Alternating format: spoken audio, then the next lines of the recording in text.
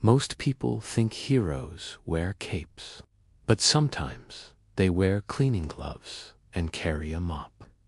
It was an ordinary Monday morning at the towering glass headquarters of Harper Industries. Everyone moved fast, sharp suits, clicking heels, urgent voices. But among them was Grace Williams, the 54-year-old black cleaning lady who'd been working there for over a decade. She knew every office, every face, and every secret about the building's rhythm. That day, something felt off. As Grace pushed her cart down the executive hallway, she noticed the CEO, Thomas Harper, stepping out of his office. Normally, he was a man of perfect posture, confident strides, and an energetic presence. But this time something was wrong. His steps were slower, his hand lingered on the wall for balance, and his skin had a strange, pale sheen. Everyone else rushed past him, assistants clutching folders, executives glued to their phones. No one noticed, but Grace's eyes narrowed. Something in her gut told her this wasn't just a busy man having a bad day. Grace slowed her cart as Mr. Harper reached for the elevator. She called out softly, "Sir, are you feeling okay?" He smiled faintly, the kind of smile people give when they don't want to worry anyone. "I'm fine, Grace, just didn't sleep much." But she wasn't convinced. She'd seen her late husband show the same signs before his heart attack years ago. The subtle sweat on the forehead, the way the lips turned slightly bluish, and that distant look in the eyes. Grace glanced at the people around. One young intern chuckled. "Oh, Mr. Harper, he's always stressed. Probably just needs coffee." Another executive muttered, "We have a meeting in 5. Don't distract him." Her heart pounded. She thought of how easy it would be to ignore it, to mind her business. But what if she was right? What if this man was in danger and nobody cared enough to stop? Grace made a split-second decision. She abandoned her cleaning cart and stepped in front of the elevator doors before they could close. "Sir, I know I'm just the cleaning lady here, but please, I think you should sit down for a moment. You don't look well." The CEO looked surprised. "Grace, I appreciate your concern, but That's when it happened. His voice trailed off, his knees buckled, and he swayed dangerously.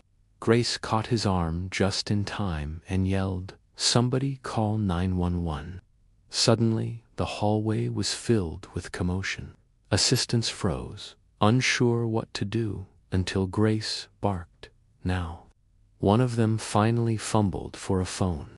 Grace eased him onto the floor, elevating his legs like she'd learned from her husband's paramedics years ago. Within minutes, the paramedics arrived. One knelt beside Grace and said, "You did the right thing. He's having a heart attack, but you might have just saved his life by acting fast." Section 4. The truth comes out. Hours later, Grace sat in the hospital waiting room, still in her work uniform. She didn't know why she'd come. Maybe she just needed to know he was okay. A doctor approached her. "Are you family?" "No, just someone who works at his office," she replied. "Well," the doctor smiled warmly, "he's stable now, and he wants to see you." When Grace walked into the room, Thomas Harper looked nothing like the powerful CEO she'd known. He was pale, hooked to monitors, but his eyes were full of gratitude. "Grace," the doctor said, "if you hadn't noticed those symptoms, I might not be here right now." She shrugged. "I just did what anyone would do." He shook his head. "No, everyone else walked past me. You saw me. You cared." It was then he confessed something personal. "You know, I've been so buried in work lately that I've ignored every sign my body was giving me. You didn't just save my life, you reminded me what's important." A week later, Harper Industries called an all-staff meeting. Grace stood awkwardly in the back, unsure why she was even there. Then, to her shock, Thomas Harper himself walked to the stage, looking healthier.